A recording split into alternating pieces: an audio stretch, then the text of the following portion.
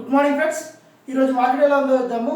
Present gift Nifty వచ్చేసి 23,084.5 ఉంది, దాదాపుగా 138 పాయింట్స్ పాజిటివ్లో ఉంది. సో అలాగే నిన్న 22,912.4 క్లోజ్ అయింది. తర్వాత 74,688.45కి నిన్న సెన్సెక్స్ క్లోజ్ అయింది.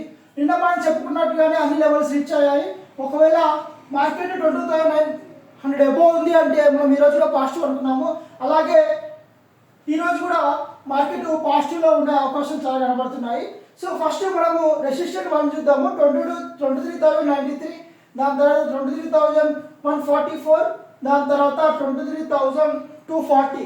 ఒకవేళ మార్కెట్ ఎబో 23,372 ఉంటేనే మళ్ళీ రేపు పాజిటివ్గా చూడొచ్చు.